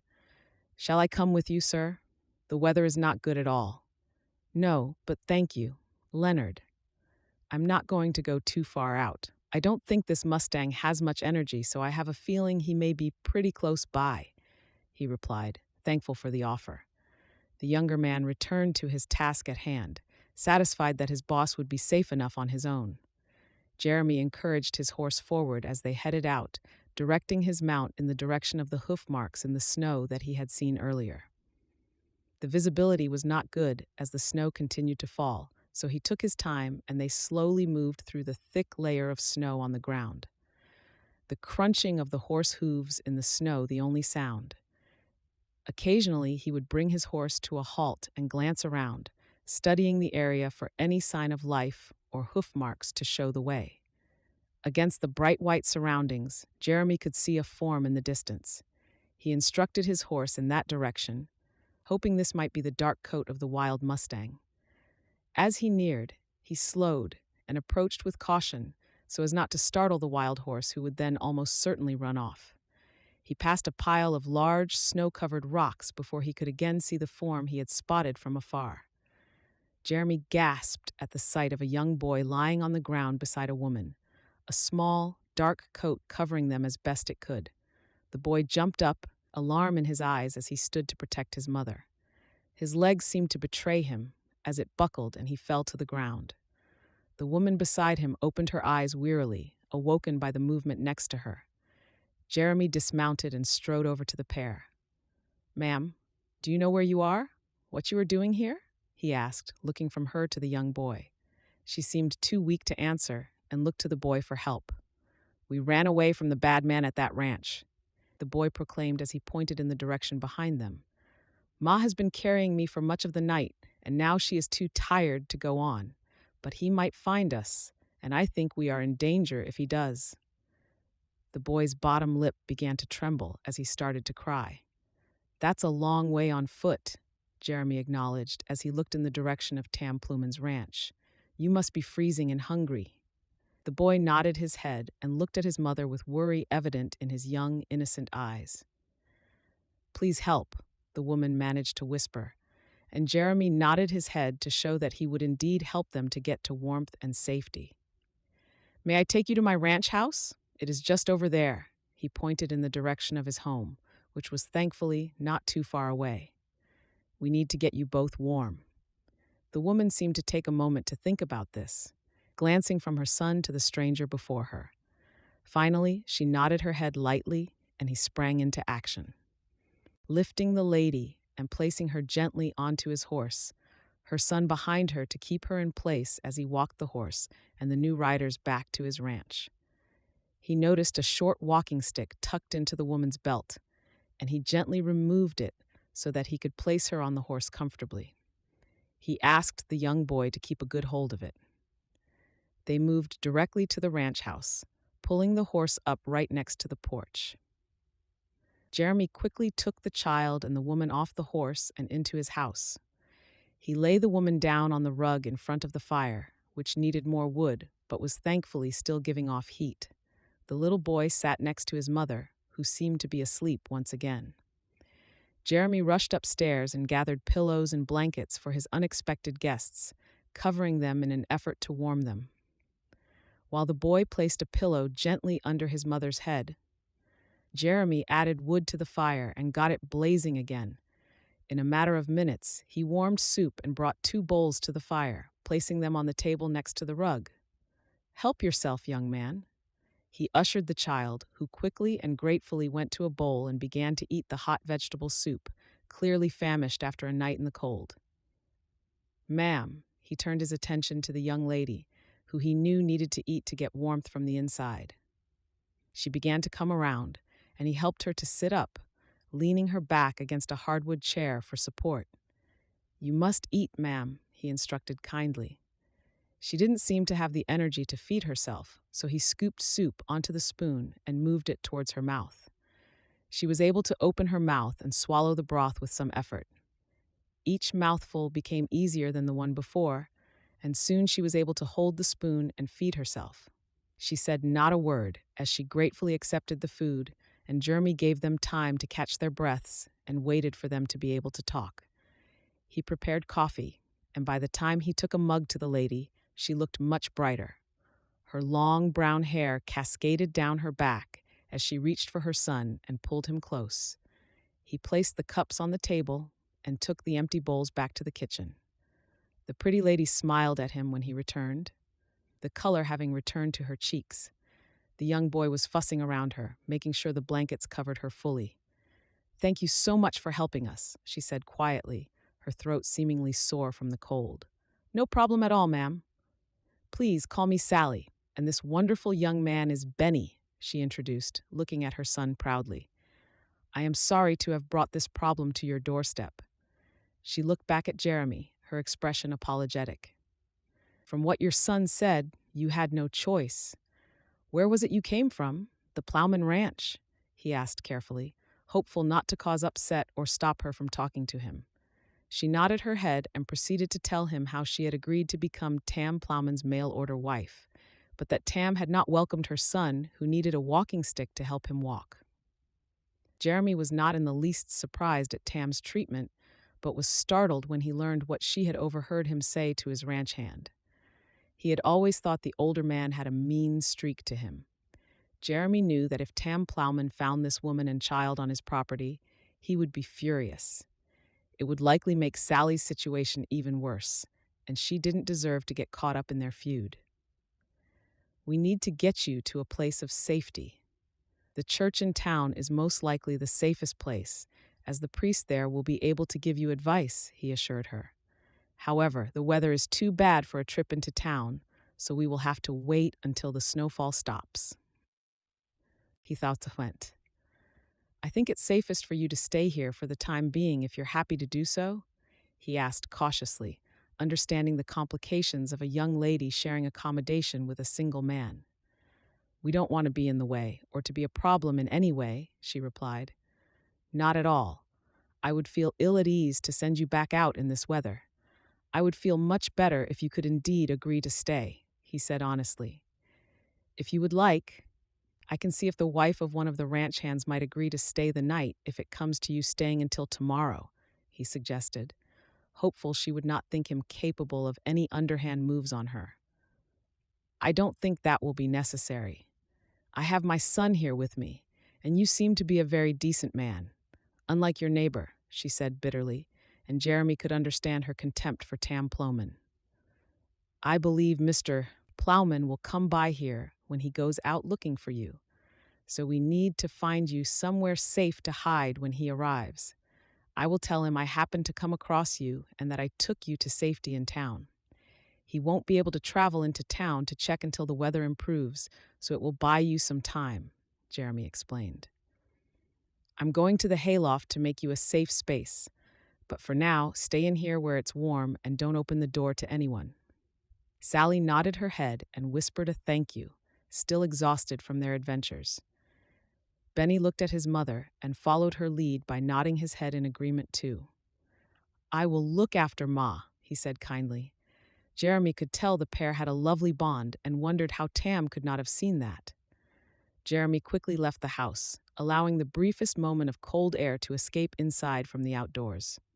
He walked his horse over to the barn and asked Leonard to take the saddle off so that he could be comfortable. The horse needed to warm up inside the barn after his lengthy exposure to the cold. "Did you find the stallion?" Leonard asked as he began to unsaddle the horse. "No, but I did happen across a woman and her son, who had almost frozen to death. They are in the ranch house now, warming up, and we will get them into town as soon as the weather eases up," he explained hastily. "If you see anyone headed for the house, can you let me know? Don't let them in," he added, and Leonard nodded without questioning him further, but with puzzlement in his eyes. In the hayloft, Jeremy created a little area behind some bales of hay that stood high. He knew they would not be seen in there, as Tam would not normally go into the loft and wouldn't know what to look for anyway. He may be a ranch owner, but Jeremy knew the older man didn't actively run his ranch and barely took on any of the work. He returned to the house to find Sally more awake and sitting at the kitchen table with Benny. The pair looked at him as he entered, and she stood quickly and went to the stove to pour him a coffee, which she must have freshly brewed as he had used up the last of the pot earlier on. Jeremy sat at the table next to Benny and thanked Sally for the coffee when she placed it in front of him. His hands were red from the cold, and it took a little while for the heat from the mug to start to thaw his hands. "The hayloft is ready. I will show you it in a little while. When we hear a horse approaching, you two scurry out of the back door over there and make your way to it. We will take those blankets that you used earlier, so you don't get too cold. But I won't let him stay long anyway, so you should be all right," Jeremy explained the plan. "Thank you, we don't want to be any trouble, mister." Sally's voice trailed off as she realized that he had not yet introduced himself. "Wilder," he informed her. "But please, call me Jeremy." "And it is no trouble at all." He smiled as he wanted her and her son to feel welcome in his home. It had been a while since he had guests, and he had to admit to himself at least that he was enjoying it. He enjoyed his own company, but had not been looking forward to another Christmas all alone in the ranch house that was far too big for just him. "I don't want to keep you from your work, though," she added, and he appreciated her concern for his ranch. "Don't worry about that. I have a great team of lads on the ranch, and they are keeping everything going. The cattle have been kept in because of the weather, so there is not as much to do anyway," he reassured her. "Is the snow letting up at all?"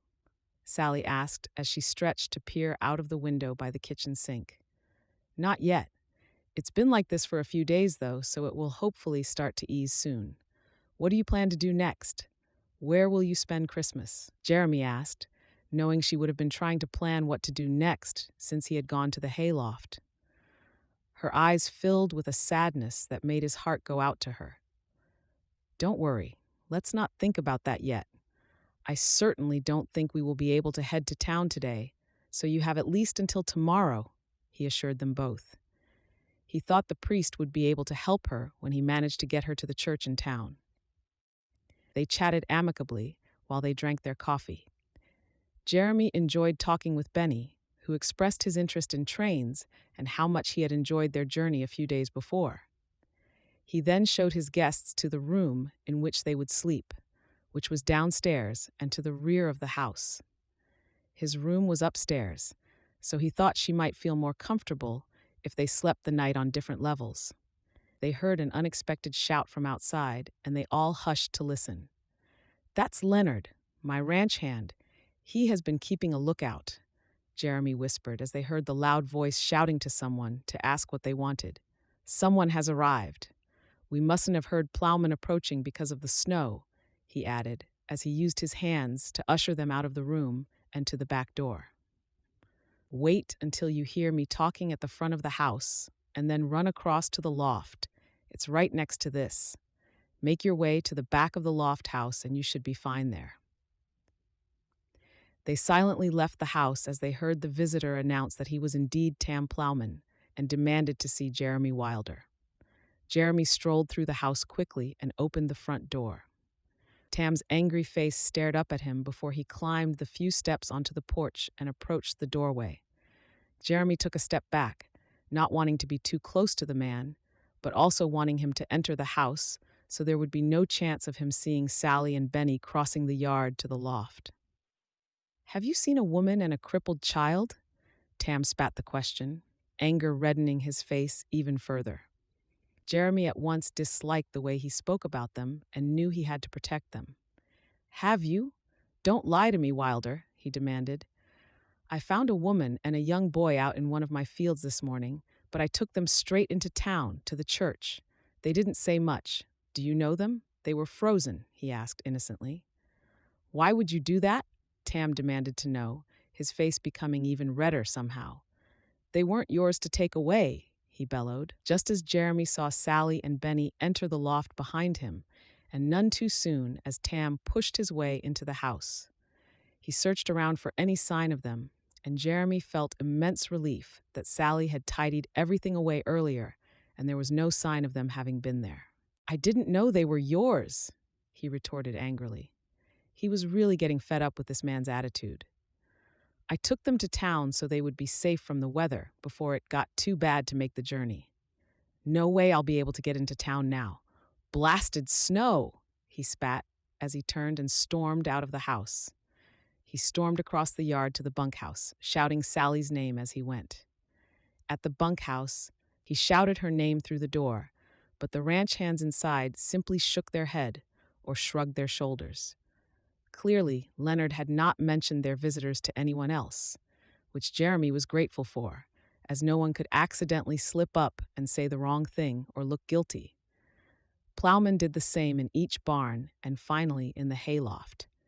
He glanced around the buildings as he entered the doorway, but did not venture in any further or search for them. "I told you they aren't here," Jeremy said. "Please leave my land." Tam glared at him, rage taking over and distorting his whole face. He took his leave, jumping onto his horse and riding away aggressively, far quicker than he should have, given the current weather conditions. Chapter 11. She had been at the Wilders Ranch house for 3 days already, and there was no sign of the snow easing up. Sally enjoyed admiring the beauty around them as the snow became thicker on the ground and quilted the fields as far as the eye could see. Neither she nor Benny had slept well on their first night. They had been fretful that Mr. Ploughman might return to look for them. The following day, Sally had tried to earn her keep by cleaning the house from top to bottom while Jeremy was at work out on the ranch. Benny slept most of the day away, safe in the knowledge that Jeremy was awake and would see Mr. Ploughman off if he came back. She also cooked a delicious meal, which they all enjoyed together at the kitchen table when Jeremy returned from a hard day on the ranch. That evening, she and Jeremy had remained at the table, talking late into the night after Benny had gone to bed. He told her about the Mustang stallion he was trying to catch and explained that was how he had come across them in his field the previous day. She was so grateful for him finding them and saving them, and didn't know how she could truly repay him, especially for letting them stay until the snow eased. She slept much better that night and the following night. Tam Ploughman had not returned to the house in search of them, so they felt more at ease and were able to relax. Sally soon began to enjoy her time on the ranch, and she and Benny loved to go outside, wrapped up warm, to have fun in the snow. She often caught Jeremy watching them from the barn. She would wave to him, and he waved back, although she could tell he was embarrassed that she had spotted him. Each evening, over a dinner that Sally prepared for them, Jeremy and Benny would chat to each other about their day.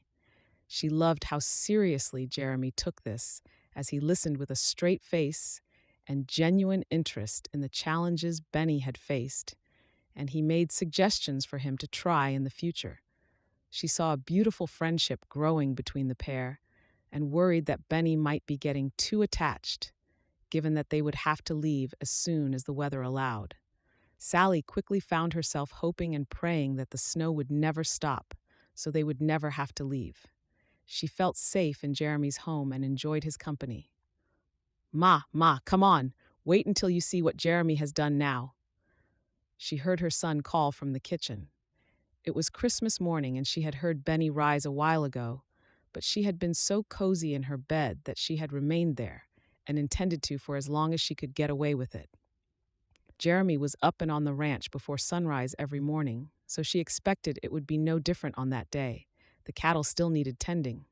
Sally normally awoke and arose early too, but it was Christmas morning, so a slower start would do no harm, she had thought, but had underestimated the excitement of her beloved son.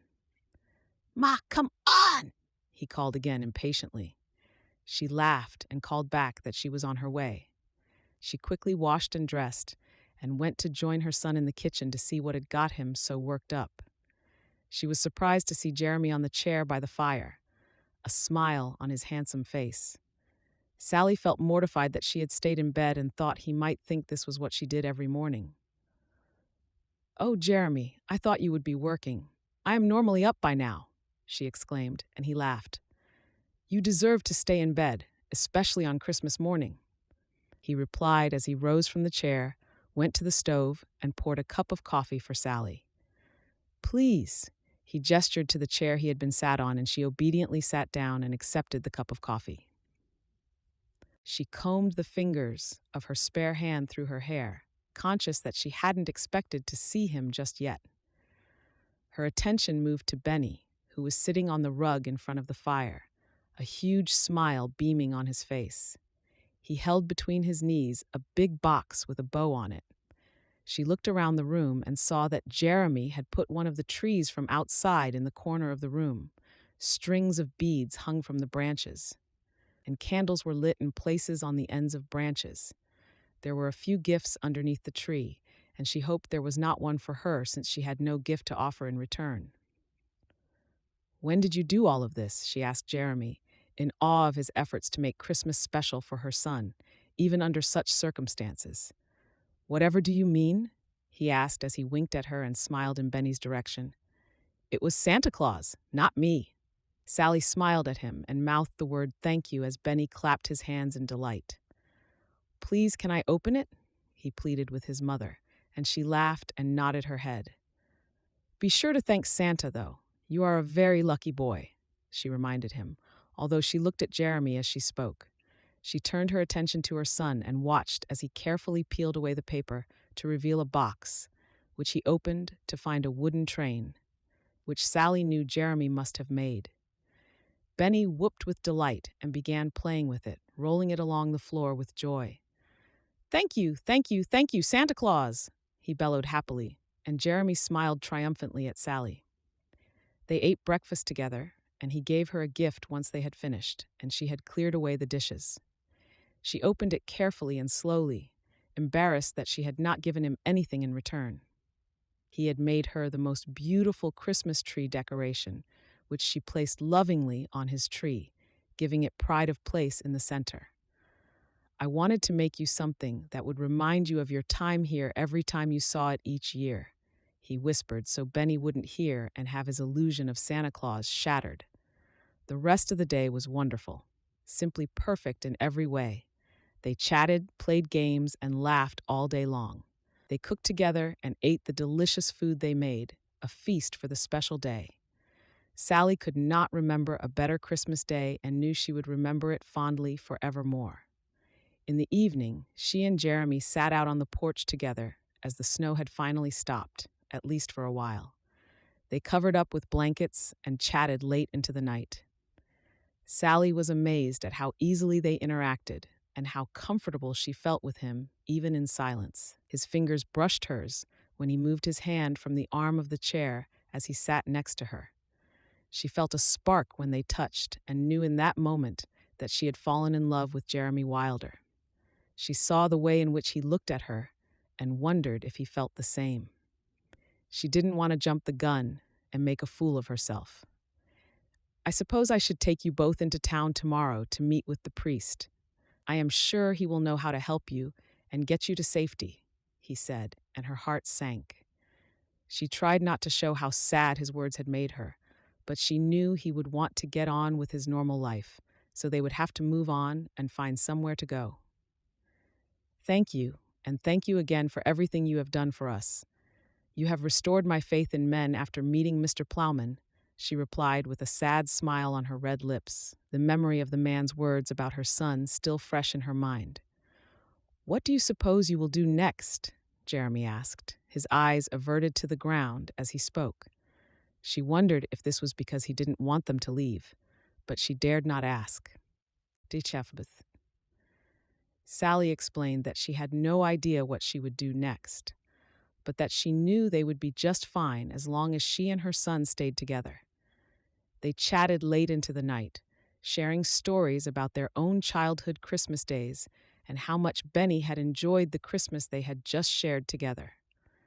Just as they decided they should each head to their bedrooms and get some sleep, the snow began to fall again. Sally watched the gentle cascade, hopeful that it would become heavier. "It looks like we might not be going anywhere tomorrow after all. You might be stuck with me for a while longer," Jeremy said, and she spotted the smile in his eyes. "That's more than all right by us," she assured him. Chapter 12. Another 4 days had passed since Christmas Day. Jeremy knew he could delay Sally and Benny's departure no longer. The snow had stopped falling the previous day and was now already melting underfoot. They had discussed the right time to leave on a few occasions, but he wondered if Sally even wanted to leave. She seemed as reluctant as he felt each time they broached the subject, but he didn't want to read the situation incorrectly and make a fool of himself by asking her to stay. The time that they had spent in his home had been the happiest of his life. He had known on that first day that he had fallen in love with Sally, and he had formed a lovely relationship with her son, whom he adored.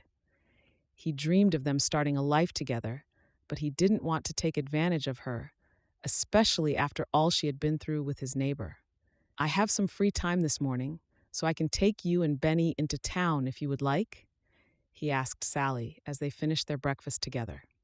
It was a Saturday, and he knew his ranchers had everything in hand in his absence. He didn't want to send them off with one of his ranchers. He wanted to take them himself. It felt like the right thing to do. "Thank you, Jeremy. That is very kind of you," she replied, but he sensed again that neither of them wanted to leave. He just couldn't be sure that it wasn't his imagination getting the better of him. A few hours later, they headed into town, and Jeremy introduced Sally and Benny to the priest, Father Tom, and briefly explained their predicament. Father Tom listened carefully and sympathetically, intermittently smiling reassuringly at Benny and Sally. "Sorry to interrupt," Sheriff Louis said from behind Jeremy, who turned to face him. "I saw you come in here and can't help but wonder if you are the lady and young man who Mr. Ploughman is looking for." "This is not business for the law," Jeremy said curtly, and he could see Sally tighten her grip on her son's shoulders. He knew that the sheriff and Tam Ploughman could combine their resources to be very underhand, and he still needed to protect his guests. "These people are no business or concern of Ploughman." The sheriff huffed, puffed out his chest, and walked out of the church, clearly unhappy with the welcome he had received. Jeremy doubted that was the last they would see of the sheriff, and supposed he would be intent on letting Tam know what he had seen. "Don't worry, we will get you out of here soon," Jeremy reassured Sally, although he wondered how they were to do that. He looked at Father Tom, who gestured with his eyes that he would like to speak with him alone. "Can you excuse us for a moment?" Jeremy asked Sally, hopeful the time alone with her son and her thoughts would not send her into a panic. "I fear, from the reaction of the sheriff, that this lady and her son are in real danger. Perhaps the best way to handle this is for you to make an honest woman of the widow yourself. You both seem to get along well, and the boy clearly likes you," Father Tom suggested, and Jeremy felt his heart skip a beat. "We both know what kind of a man Tam Ploughman can be. This is the safest thing to do, for Sally and her son," he stated, and Jeremy knew it to be true. It was time for him to tell Sally how he felt about her and ask her if she would become his wife. When they left the church, the sheriff returned and announced that he would take Benny away and return Sally to her rightful owner. Jeremy felt his anger and protective instinct build. Sally belonged to no one, and Tam Ploughman would never get his hands on her, he vowed. But these were not his first vows of the day. Father Tom stepped forward and approached the sheriff, holding a piece of paper out to him. "Prosody rate. Here is the marriage certificate of Mr. and Mrs. Wilder, which I believe now prevents you from taking either Sally or her son anywhere. This family will remain together," he said confidently. Jeremy could see the anxiety on Sally's face as she wondered whether it was enough that they had managed to get witnesses off the street and marry in haste. He had told her it was for her protection, but also admitted his true feelings for her. And she had reciprocated. "Tam Ploughman will not like this, not one bit," the sheriff stated gruffly as he looked over the certificate of marriage. No one responded to his warning, since there really was nothing to be said. With no recourse by law, the sheriff dropped the certificate to the ground and stormed away, his marshal close on his heels. Epilogue, 25th December, 1878. It had been 4 years since Sally had suddenly found herself as Mrs. Wilder, and it had been the best decision she had ever made. She looked around at her family, now seated together at the table, enjoying a wonderful Christmas feast. Jeremy and Benny talked like old men, as they always did, and her heart soared with happiness. Jeremy had taught Benny how to ride a horse, and he was now a happy and confident little boy. although he was getting quite tall at 12. The strength he built in his legs from horse riding had led to him walking with some ease, and he no longer needed to use the walking stick on which he had relied for so long. The Christmas tree stood proudly in the corner of the room, where Jeremy had put one that first year, when she had been just a guest in his house. The tree decoration he had made for her sat proudly on one of the branches, a reminder of what led them to their life together. She placed the dish of potatoes in the center of the table and took her place next to her husband. Their 2-year-old daughter, Violet, stared up at her big brother, a look of pure adoration on her pretty little face. They tucked into their feast, chatting and laughing and enjoying each other's company while reveling in the Christmas cheer. After dinner, they cleared the table together as a family and piled the dishes high in the sink. She and Jeremy would sort them out later that evening when the children were in bed. They wanted to treasure every moment with them that day. Sally took Violet to the rug in front of the fire, where they sat together to play with the spinning top her father had made her and given Violet that morning. Jeremy instructed Benny to put on his warm coat as they were headed out into the snow.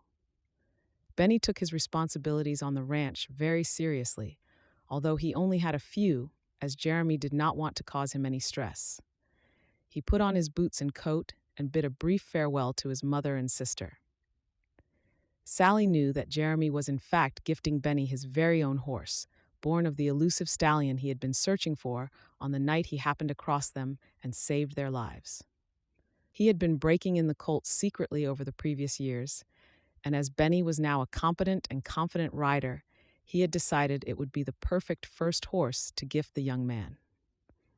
Sally's heart had swelled with love when her husband told her of his plan, and she knew her son would be delighted. Their family was complete, and she simply could not ask for more. Sally was grateful every day that she undertook the journey from Boston all those years ago, and that it ultimately brought her to this life, with this wonderful man and their perfect family.